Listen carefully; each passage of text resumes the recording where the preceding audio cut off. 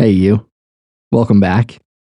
I hope the questions I invited you to live from have given you a bit more clarity about yourself and your direction. If not, no worries. The deepest parts of us, the hidden riches, take time to unbury. I promise you, though, they're in there. Stay patient and keep digging. And just remember, you don't need to carve any answers into stone. It's more important to live from these questions than to cling to some answer. So don't overthink it. Just continue to stay open, curious, and receptive, patient with and interested in yourself and your unfolding. In any case, no matter our aim or direction in life, we are each bound to run into bumps along the way. So today I thought we'd start by opening our awareness to these agitations, which can be both subtle and crude. And then we'll finish by exploring the primary vehicle we'll use to smooth out our ride.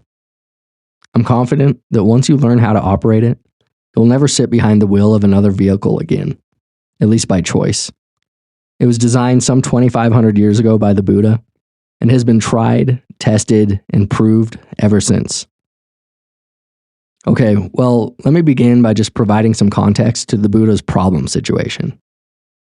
As a young prince, after encountering sickness, aging, and death out beyond the safety and protection of his castle walls, the Buddha was compelled by compassion to relieve the world of its suffering and discontent. So, to understand the Buddha, we have to understand, as the Buddha often said, that he teaches only suffering and its end. Now, I say suffering here, which is a common translation of the Pali word dukkha. Pali is just the language of the Buddha. But to translate dukkha as merely suffering is a bit dramatic, misleading, and incomplete. Dukkha is actually a much broader and more encompassing term than suffering alone, and there's no single English word that can capture its full meaning. So let's look at the word etymologically to see if this helps point us to the actual felt experience of dukkha, and then from here, you can begin to build your own direct experience of it. Okay, so if we look at the word dukkha etymologically, we can break it into two parts. The prefix du, which means bad or difficult, and the root ka, which generally means empty, but can more specifically mean the empty axle hole of a wheel. So if we put these two together, we can begin to feel more viscerally what is meant by dukkha. Just imagine riding in a cart that has a poor fitting axle.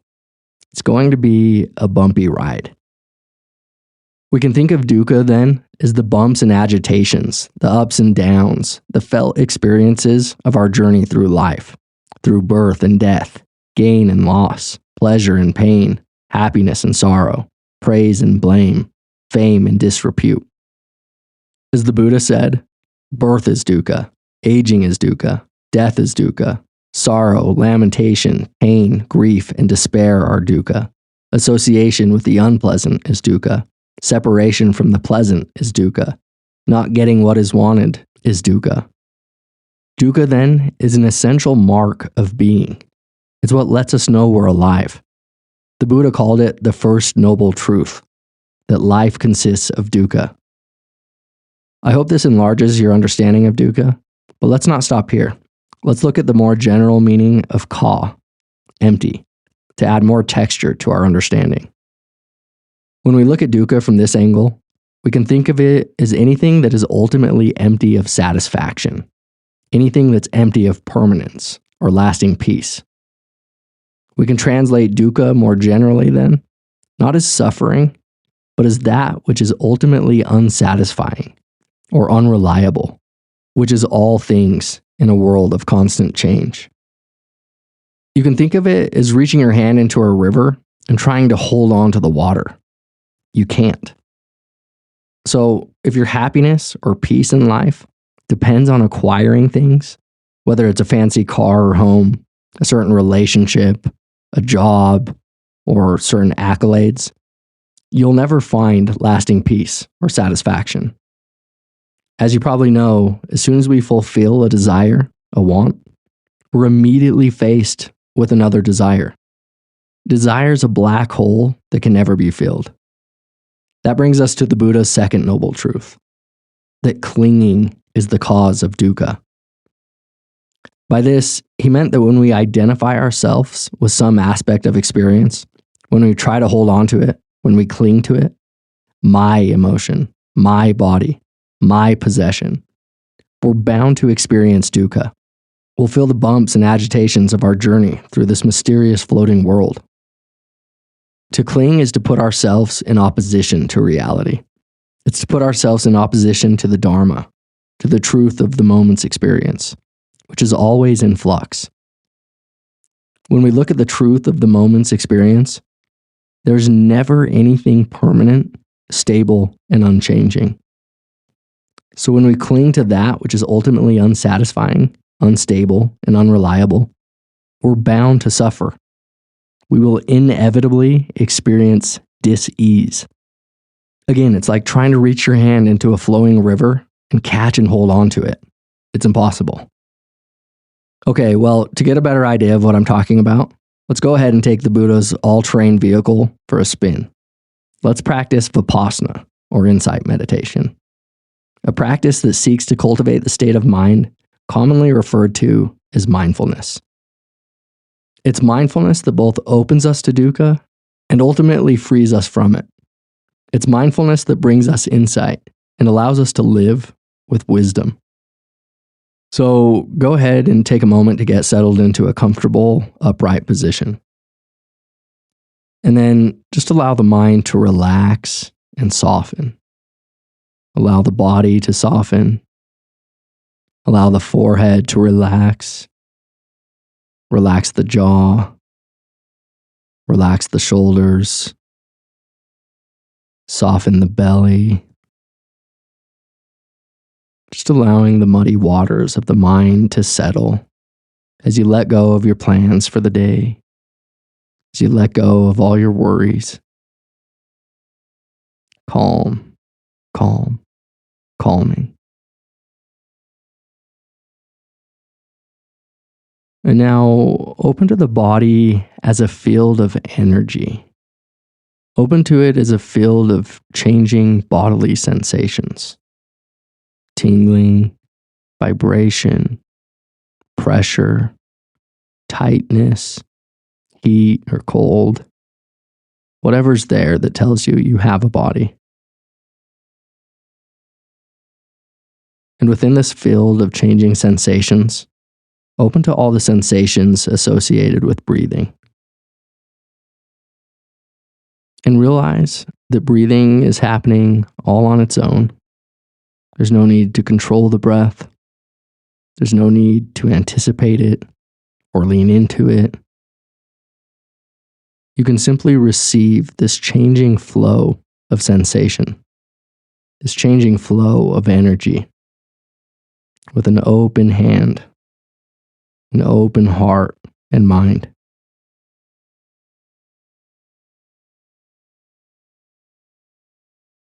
And notice too that you aren't producing your awareness of these sensations either. These sensations are arising and being known all on their own and in their own place. Awareness is already effortlessly aware, bright, clear, open, and luminous.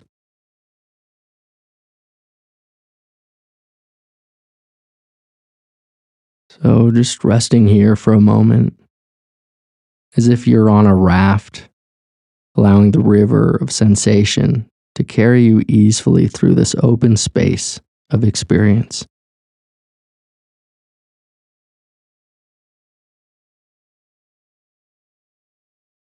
And if you notice that awareness has collapsed into thought, if it feels like space just got smaller, if you feel any sort of agitation or struggle, no worries. Simply note the feeling of dukkha as it arises. Note that feeling of trying to hold on to the river. And then, once again, give up the fight. We don't need to stand in opposition to experience. We can simply be with it. We can be with whatever is here in this moment, without struggle, without judgment, without trying to change experience, but simply noting it, noting its ever-changing nature.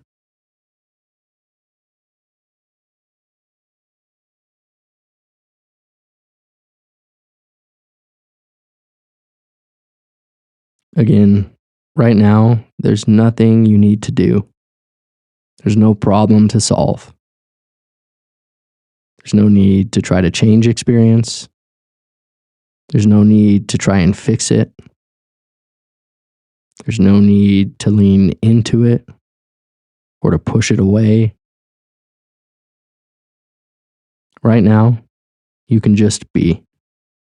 You can simply let go and rest in the awareness that already is.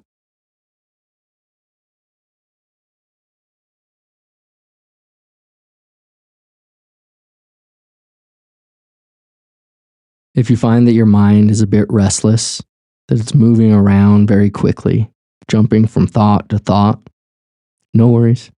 It's a very natural human experience. Simply note the restless mind and then check your posture or attitude toward it. Do you want it to be another way? Is there any resistance or judgment toward it?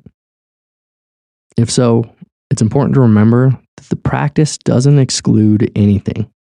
Restlessness, drowsiness, sadness, pain, discomfort, doubt, uncertainty.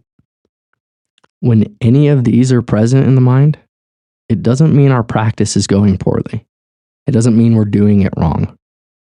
Sometimes we'll be traveling through a bright, luminous, and relaxed mindscape, and at other times, we'll find ourselves moving through a dark, cloudy, muddy forest. And that's okay. The practice is simply to note how the mind is in each moment and to open to whatever's there without resistance, without judgment. So once again, see if you can allow your body and mind to soften. Allow your entire being to open. Allow the energy to move and flow freely. Notice that you don't need to stand in opposition to experience. You don't need to resist it or try to hold on to it. Whatever is here in this moment is okay.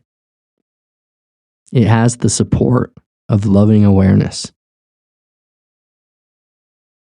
Whatever arises, because of its very arising, will by its own nature liberate itself.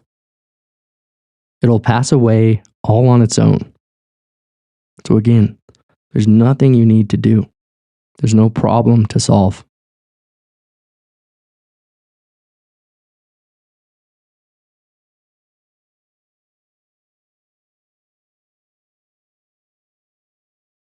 If you look closely, you'll see that there's nothing here in experience that's solid and unchanging.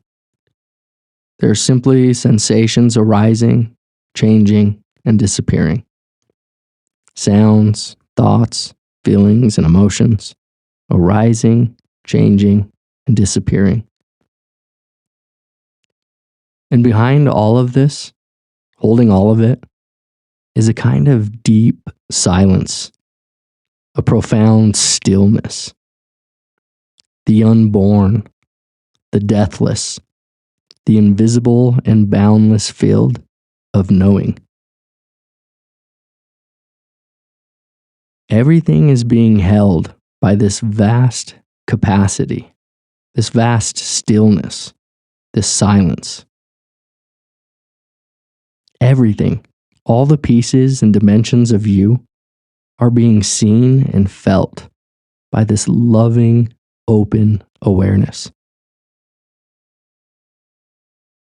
Look closely, and I think you'll see that nothing can hurt or disturb this space. It welcomes all, pleasant and unpleasant, with an openness, with a brightness, with a clarity, with a kind of natural compassion. See if you can tune into this space.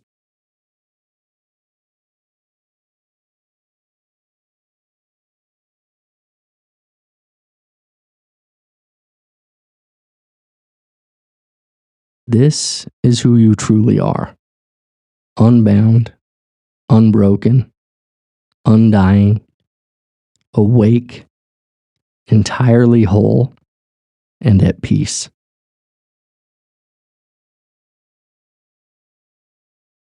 You're not some small ego part, a thought-based part that identifies itself with the ever-changing content of experience. Love is what you truly are. Can you feel that?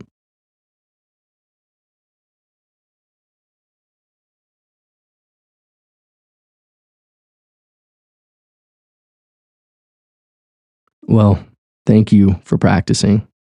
Now, before you get up, just take a moment to notice how you feel. And remember, however you feel in this moment, whether pleasant or unpleasant, is okay. Again, the practice is not a practice of seeking. It's one of letting go and letting be. It's to recognize again and again that you, as the greater awake awareness, are already entirely whole and at peace. So at some point today, see if you can take a moment to practice. If you find yourself getting agitated, see if you can note the direct experience of dukkha, that feeling of being caught on something, that feeling of being collapsed into a small space, identified with some aspect of experience, that feeling of dis-ease or struggle, and then simply give up the fight. Try to remember that you don't need to stand in opposition to experience. You don't need to lean into it or hang on to it or push it away. You can simply remain spacious and open to whatever is here. Allow it to come and go all on its own. Recognize that you, as awake awareness, are already entirely at peace. Until next time.